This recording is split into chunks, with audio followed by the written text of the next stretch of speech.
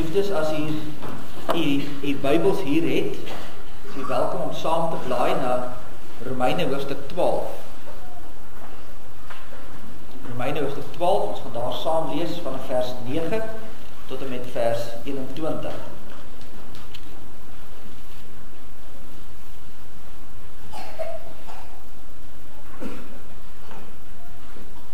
Romeine 12, vers 9 tot 21. Juist met die tema om in nederigheid te vergewe. In die week vir die Bybelstudiegroep gesê, hoe ek nou by die teks oor vergifnis uitgekom het, is ek het met Rustenburgse munisipaliteit te doen gekry. En dan is dit moeilik om die goeie stryd te stry en kalm te bly.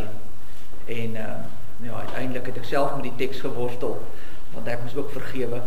En dit is maar 'n moeilike saak, altyd die een rondom vergifnis. So ons gaan vanmôre so 'n bietjie stil staan by die gedagte van vergifnis.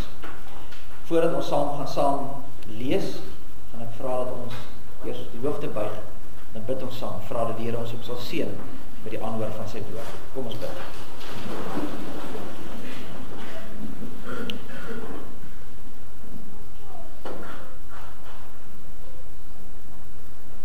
Driemaal heilige God, Vader, Seun en Heilige Gees. Here, dit is voor U wat ons vanmôre ook kom buig. In aanbidding, maar ook in lofprysing, want dis U alleen wat dit waardig is. U is van ewigheid tot ewigheid. U is die een wat uit genade na ons kom. U wat so ver bo ons menslike verstand is, wat die ganse heelal in die holte van die hand hou, dis U wat na ons uitreik, en dit terwyl ons rug op U draai keer op keer.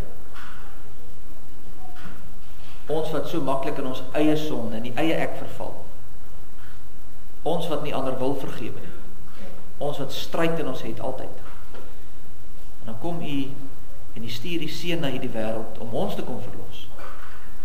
U kom vergewe ons, en so kom U ons harte verander. En daarom dat ons vanmôre ook weer hier is, om in dankbaarheid saam as gemeente, as gelowiges hier te wees, en in besonder dan hier rondom die nagmaaltafel. Om ook hier weer die sigbare tekens van brood en wyn te kan voel, te kan proe, te kan weet, U is 'n genadige God. Here, ons loof en prys U vir goedheid wat ons nie verdien nie. Ons dank U vir elkeen wat hier is. Ons dank U dat U deur die Gees in ons werk om ook hier te wees. En mag dit dan ook vir ons elkeen tot seën wees as ons vanmôre ook hier in die nagmaaltafel aansit. Ons dink aan die wat nie hier kan wees nie. Daar is sommige wat siek is, wat dalk nie hier is op die stadium nie, wat dalk op die pad is. Ons vra dat U ook met elkeen van hulle sal wees. Dat die elke gemeente dit sal behoeding haal. Here, vir ons wat hier is, bid en vra ons dat U dan nou in hierdie uurtjie vir ons dit sal rustig maak in ons gemoed, dat U vir ons helderheid van verstand sal gee, ontvanklike harte deur die werking van die Gees. Neem weg dit wat skeiding bring tussen U en ons, en spreek U tot elkeen van ons. Ons bid dit in naam van ons Here Jesus Christus alleen. Amen.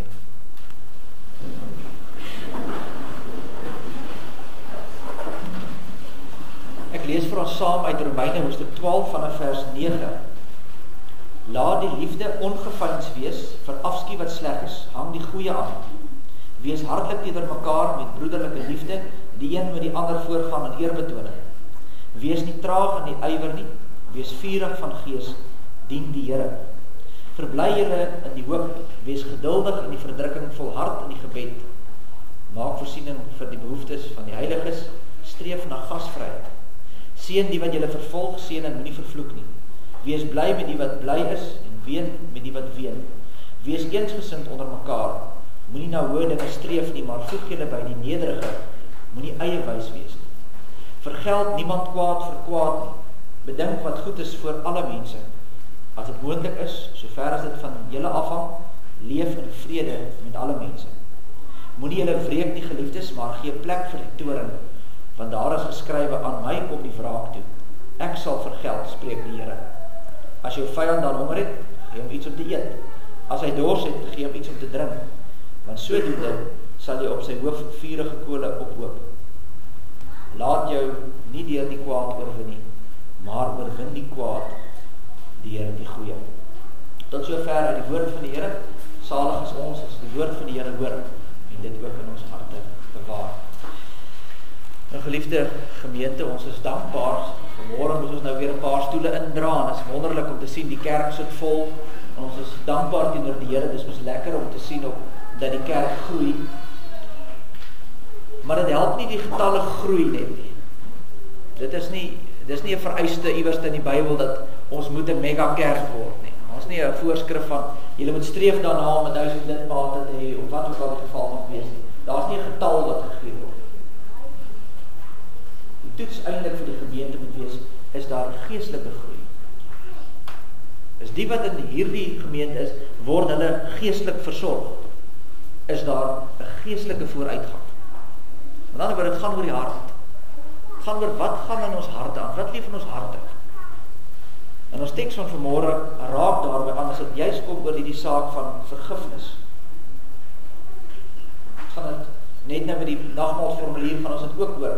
Ons moet die sonde wat daar in ons is, nou gaan oordink. Ons moet voor ons aansit by die tafel, voordat ons 'n oordeel eet en drink oor onsself, moet ons die saak uitmaak, nie net met die Here nie, maar ook met mekaar. Ons kan nie hier kwaad wees vir mekaar nie, ons is mos 'n eenheid, ons is mos in Christus een. Ons is een brood, sê Paulus. En daarom is vergifnis 'n baie belangrike deel van die hartsaak as jy na jouself gaan toets in die lig van die skrif. En dis wat ons hier vanmôre gaan doen en sien ook in die teks. Ons begin hier met 'n beginsel wat vir ons gegee word. Die heel laaste versie sê, laat jou nie deur die kwaad oorwin nie, maar oorwin die kwaad deur die goeie. Nou die woordjie oorwin is 'n militêre woord. Dis 'n voortdurende stryd. Dis nie af wat ek het lank gelede het ek nou besluit ek gaan nou 'n Christen word en dan sit nou verby en dan hoef ek nou verder niks te doen nie. Hy sê dis nie Christendom nie. Hy sê dis 'n voortdurende stryd. Jy moet die heeltyd hierdie goeie stryd stry. Hy kom sê eintlik vir jou, jy sal oorval word deur die kwaad en jy sal oorwin word deur die kwaad. Behalwe as jy hierdie een ding doen, en dit is deur met die goeie te antwoord en nie kwaad met kwaad te vergeld. Dis die beginsel. Jy moet voortdurend stry, want anders sal die kwaad jou oorweldig. En dan sal jy kwaad met kwaad vergeld. Nou vir die kinders dalk, om dit maklik te maak, kwaad met kwaad vergeld, dis nou wanneer jy vir iemand maak jou seer en maak jy dit terugseer. Ek het dit al gesien by ons in die huis ook. Kinders speel met die klei, en ons was nou 'n paar kleintjies nog daar, dan die kleintjie doen sy huisie, en die ander een is dalk 'n bietjie groter, hulle doen nou hulle huisie, en dan kyk ek vir daai huisie en sien ek, maar jou huisie lyk mooier as myne. En dan moet hy val, hy moet stukkend gedruk word. En wat is die reaksie? Dan druk ek jou dat hy hout nooit weer sal skoon kry nie. En druk daai boetiese huisie stukkend. Want hoe durf jy my goed stukkend maak? En dis kwaad vir kwaad vergeld. Maar dis nie net kinders wat dit doen nie. Ons doen dit ook.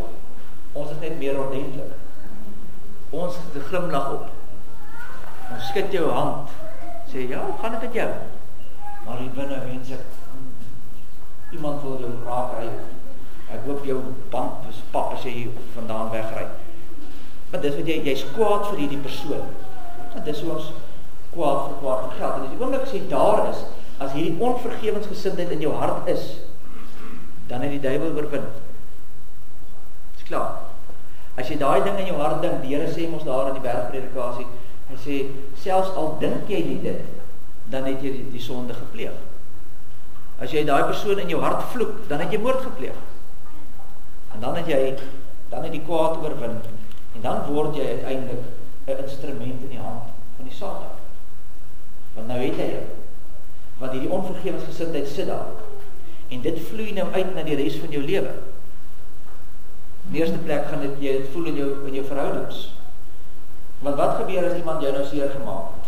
Iemand het jou te nagekom. Wat doen ons? Ons speel so 'n videoetjie in ons kop af die hele tyd, né? Daai persoon, wat het hy gedoen? Dink jy, dit het gebeur. En hy het dit gesê. Sy het so gemaak.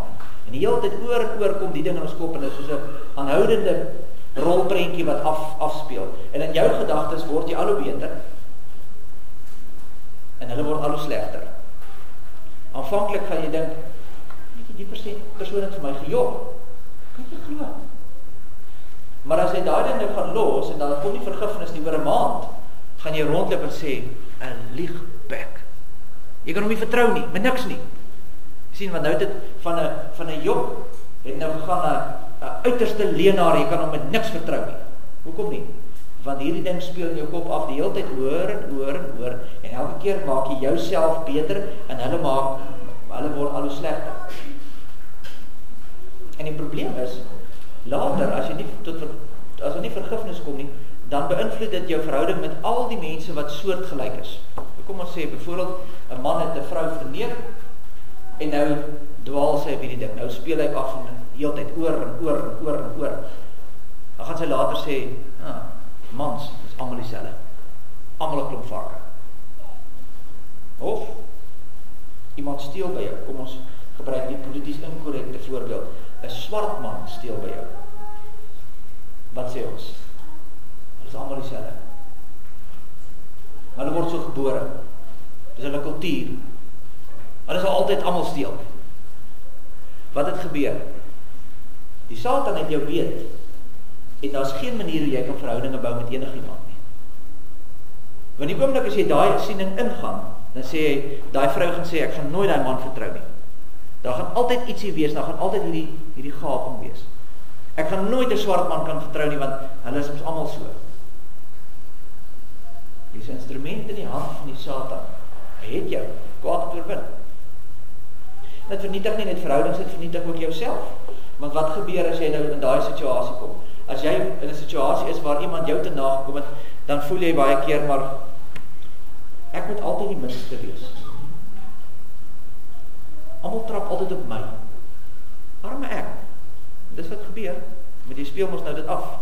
En jy het nou nie jou sin gekry, so jy hou nou aan dit vir jouself sê, arme ek, man, dis nie reg nie. En wat gebeur? Die oomblik as jy 'n gaping het om daai persoon sleg te sê, dan sal jy dit vat. Want jy voel, ek verdien dit. Ek moet daarom my steek inkry.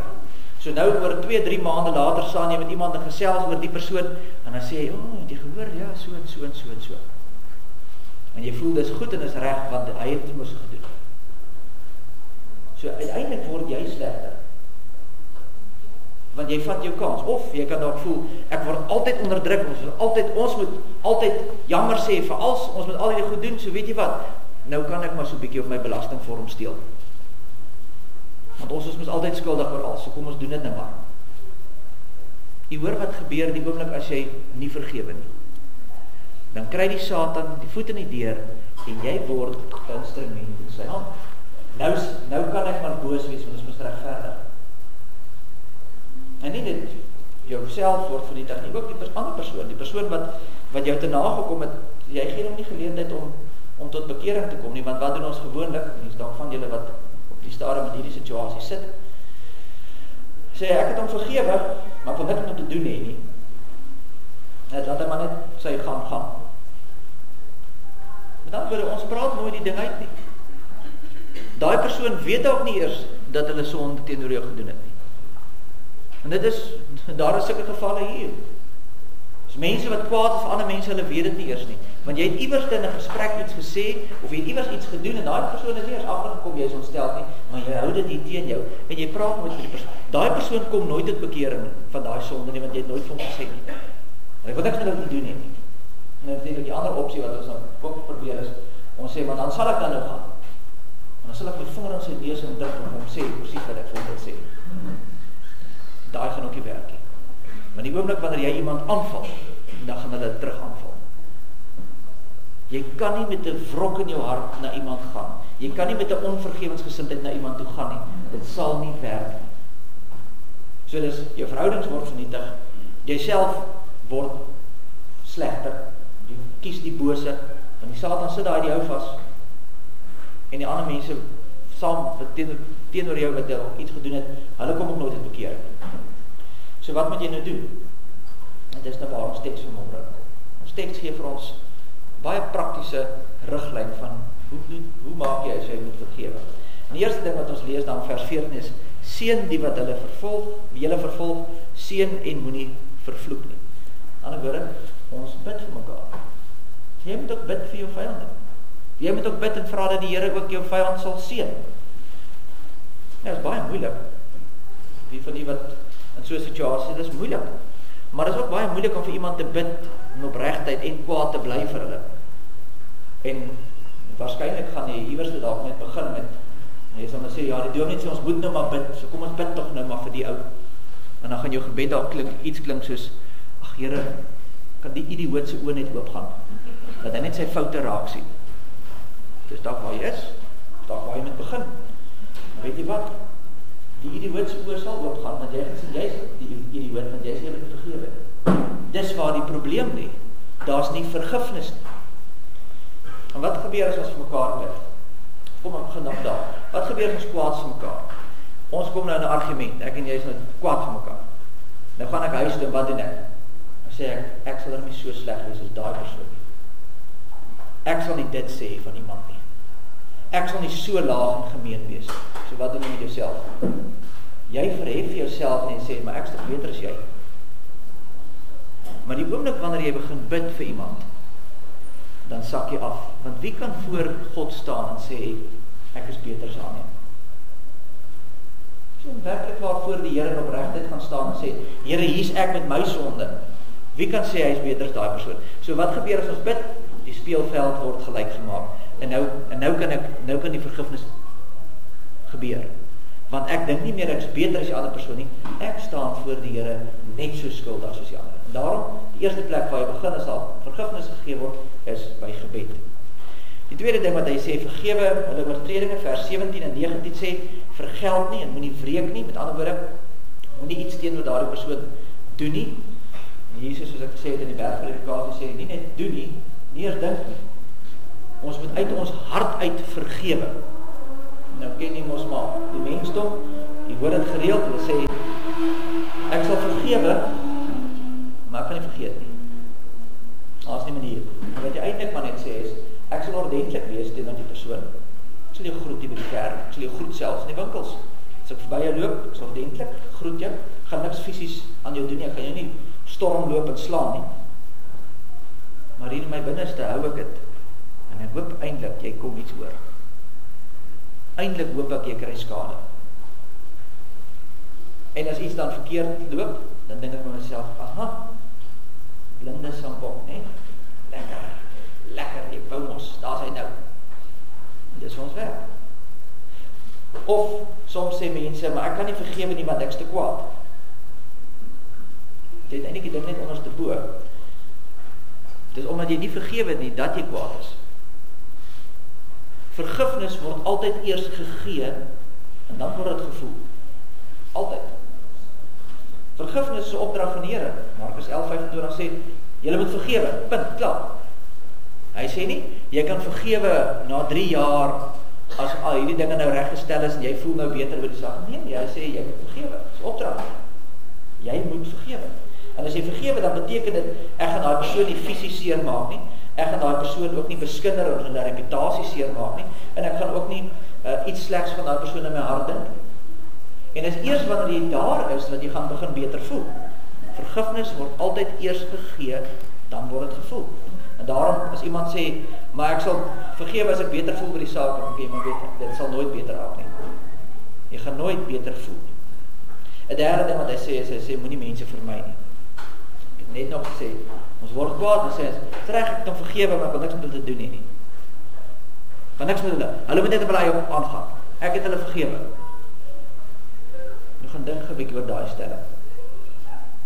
As jy dan nie kwaad is nie, hoekom wil jy niks met hulle te doen hê nie?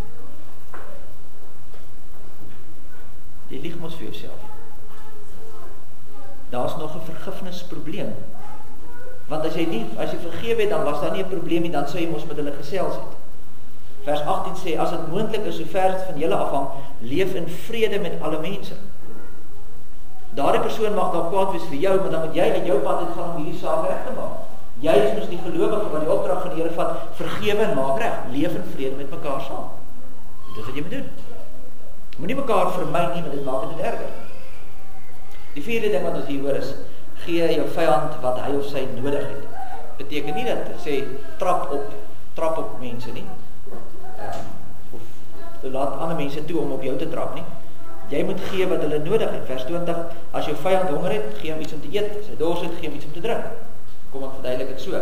Kom ons sê jy het 'n familielid of 'n vriend of wie ook al wat 'n dwelmverslaafde is. Elke nou en dan kom hy na jou toe en sê, hoorie man, ek het so 200 of 300 rand nodig vir 500. Maar jy weet mos nou wat aangaan. Hy koop dwelms daar. En hy sê vir hom, nee, ek kan jou nie weer help nie, jammer. Ga jy dan vir hom, en dan sê hy vir jou, man asseblief, help my, vertrou my, hierdie een keer, nog hierdie, laat ek jou bewys, ek kan dit doen. Gee my die geld, dan wys ek vir jou. Kan jy daar persoon vertrou? Nee, kan nie, jy weet mos wat gaan gebeur.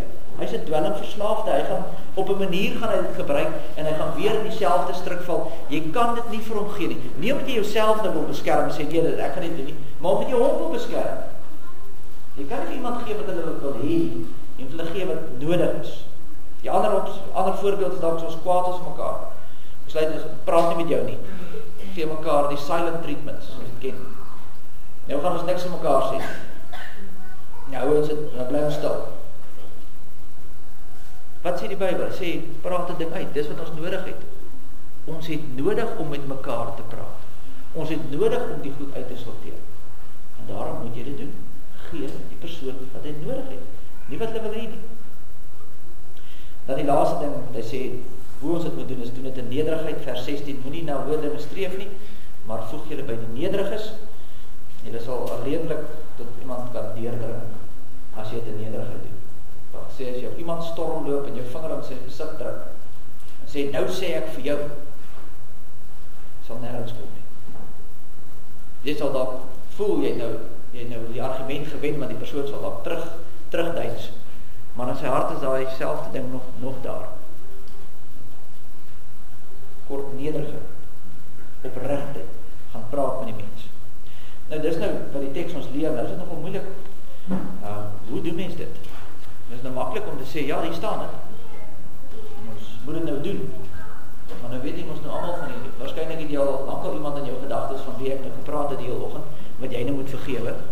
En ek dink myself, maar hoe doen ek dit nou? Hoe gaan ek dit nou regkry? Paulus gee vir ons die antwoord, hy sê in vers 19, gee plek vir die toorn. Gee plek vir die toorn. Hy praat natuurlik hier van die oordeelsdag. Hy sê, uiteindelik sal God kom en hy sal die oordeel vel. Oor al die mense, hy sal dit wat verkeerd is, kom regmaak. Dis wat God eendag sal doen. En Paulus sê vir ons dan nou hier, as ons sukkel om te vergewe, dan is dit omdat ons nie wil plek maak vir die Here se oordeel nie. Met ander woorde, ons wil nie wag tot God die straf uitdeel nie. Ek wil dit nou hê. Met ander woorde, ek gaan sit met ander woorde nou op God se troon. Dis wat jy doen. Ek wil nou besluit, ek wil die ding doen. En wat Paulus hier vir ons kom sê is, jy is nie bevoeg nie. Klim maar af. Jy kan dit nie doen nie.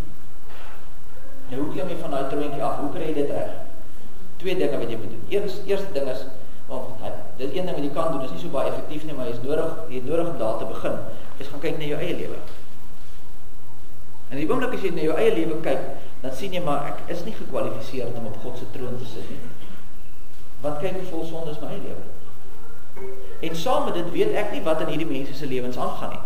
Ek weet nie wat is hulle huislike omstandighede nie, ek weet nie wat is hulle kinderomstandighede nie, ek weet nie wat se krisis daar nou in hulle lewe aan die gang is nie. Ek kan nie met sekerheid oordeel nie, want ek het nie die feite nie. En saam met dit is ek in elk geval self 'n sondaar. En daarom moet ek maar van die stoel van die Here afklim. En dit help gewoonlik vir 'n rukkie. Dan klim ons so halfpad af en dan sê ons, maar hy het daarom dit of dit gesê, dan klim ons maar weer terug en dan sit ons maar weer daar. So, dit is een van die maniere hoe jy dit kan doen, maar dit is nie, soos die Engelsman sê, 'n foolproof nie. Nou, daar's iets anders wat jy ook moet doen. En die ander ding wat jy moet doen, is jy moet kyk na die Here Jesus se lewe. En jy moet besef, dat Jesus was sondeloos. Hy het geen sonde gehad. So hy was eintlik die enigste een wat gekwalifiseerd was om die sonde uit te wys en te oordeel. En saam met dit is hy ook God, met ander woorde, hy weet ook wat in mense se harte aangaan, hy ken die omstandighede van elkeen van ons. Hy weet wat is jou kinderomstandighede, hy weet wat met jou gebeur laasweek, hy weet wat is nou in jou gedagtes. So hy is die enigste een wat eintlik regtig gekwalifiseerd is om dit te doen. En selfs hy het dit nie eens gedoen toe hy op aarde was. In Johannes 12:47 sê hy, ek het nie gekom om te oordeel nie, maar ek het gekom om te red. So wanneer jy nie wil vergewe nie, wanneer jy hierdie ding in jou hart het, dan moet jy by jouself dink, weet jy wat, Christus, toe hy op aarde was, het nie eens gewaag om op God se sitplek te gaan sit nie. Wie gee my die reg? Wie dink ek is ek? Wie dink ek is ek om dit te doen? Christus is gespot en geslaan en gekruisig, en hy sê nog steeds, vergewe hulle, want hulle weet nie wat hulle doen. Dis 'n nederigheid en vergifnis wat ons nie eens kan indink. So geliefdes, hierdie saak moet ons dan met onsself vir onsself uitmaak, voordat jy vanmôre op by die nagmaaltafel aansit. Jy moet vir jouself die vraag vra. Is dit nie dalk tyd dat ek in gehoorsaamheid sal vergewe en vergeef? Is dit nie tyd dat ek ophou om mense te veroordeel en te vergewe soos wat God van my vra, die opdrag wat ons gekry het? Is dit nie dalk tyd dat ek vir myself moet sê, maar wie is ek om op die troon van God te sit? Dood eenvoudig te doen wat die Here van jou vra. Gaan vergewe sy. En as jy daar kom, as jy eers daar is, dan kan jy met nederigheid voor die Here kom staan. As ek sê, dan gaan jy agterkom, jy was al die tyd nog die idioot. Dis jy wat nie vergewe het nie. Dis jy wat hierdie ding in jou hart het. Dis jy wat hierdie probleme veroorsaak, want daar's nie vergifnis nie. En is dan eers wat jy na die Here kan gaan sê, Here, maar vergewe my, soos ek ook my skuldenaars vergewe. Mag die Here ons ook in hierdie saak help. Amen. Kom ons bid saam.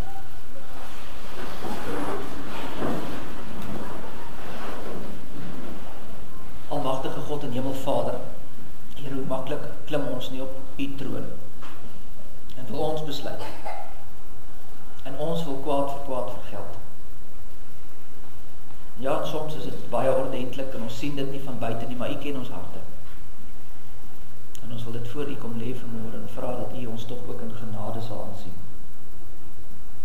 Dat u ook hierdie sonde van onvergewensgesindheid sal vergewe. En dat u ons sal lei deur die woord en gees. En dankie dat u ons ook vanmôre by hierdie nagmaalsdiens juist daarin lei. Sodat wanneer ons nou aan die nagmaalstafel aansit, dat ons hierdie saak kan uitklaar voor ons die brood eet en die wyn drink. Wil u ons versterk ook dan nou. Wees ons toch genadig. Ons bid die dinge in Jesus Christus